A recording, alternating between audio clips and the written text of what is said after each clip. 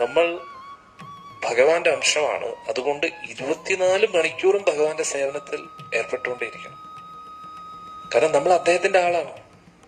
അതുകൊണ്ട് അദ്ദേഹം എന്താണോ ആഗ്രഹിക്കുന്നത് അത് നമ്മൾ ചെയ്യണം. അതിനു വേണ്ടിയാണ് ഈ ജന്മം.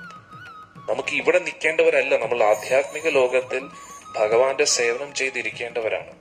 പക്ഷെ നമുക്ക് ഒരാഗ്രഹം വന്നു, എന്ത്? ഭഗവാൻ ആസ്വദിക്കുന്നത് പോലെ ഈ ലോകത്തെ ആസ്വദിക്കാൻ, ഭഗവാന്റെ നിയന്ത്രണത്തിൽ എല്ലാം ഇരിക്കുന്നത് പോലെ എല്ലാം എന്റെ നിയന്ത്രണത്തിലായിരിക്കണമെന്ന്. To enjoy, to control. ഇതാണ് നമ്മുടെ പ്രശ്നം. We want to enjoy each and everything in this world.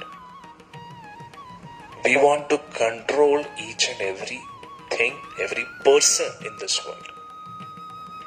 നമ്മുടെ ആഗ്രഹം എന്താ? ഈ ലോകത്തിലുള്ള എല്ലാ വസ്തുവകകളും എല്ലാ വ്യക്തികളും എന്റെ ആസ്വാദനത്തിന് വേണ്ടി പ്രവർത്തിക്കണമെന്നാണ്. ഇതാണ് എല്ലാ ആത്മാവിന്റെയും പ്രശ്നം. അതേപോലെ ഈ ലോകത്തുള്ള എല്ലാ വസ്തുവകകളും എല്ലാ വ്യക്തികളും എന്റെ നിയന്ത്രണത്തിലും എന്റെ അധീനതയിലായിരിക്കണം എന്നൊരു മനോഭാവം. To enjoy, to control. Prabhuji പറയുന്നു, to lord over the material nature. Lord, ഈ പ്രപഞ്ചത്തിന്റെ മുഴുവൻ പ്രഭുവാകാൻ നമ്മൾ ആഗ്രഹിക്കുക. പക്ഷെ ഒരേ ഒരു പ്രഭുയുള്ളത് മഹാപ്രഭുവാണ്, ഭഗവാൻ. നമ്മൾ അദ്ദേഹത്തിന്റെ ദാസനാണ്. അതുകൊണ്ടാണ് നമ്മൾ അന്യോന്യം പ്രഭു പ്രഭു എന്ന് എല്ലാരെയും വിളിക്കുന്നു, മാതാജി എന്ന് വിളിക്കുന്നു. എന്തുകൊണ്ട് പ്രഭു എന്ന് എന്തുകൊണ്ട് മറ്റുള്ളവർ വിചാരിക്കും?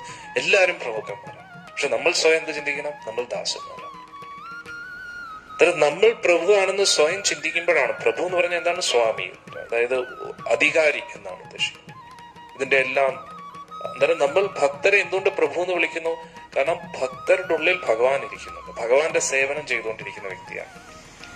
അതുകൊണ്ട് ഭഗവാന്റെ പ്രതിനിധിയായിട്ട് നമ്മൾ ആ വ്യക്തിയെ കാണുകയാണ്.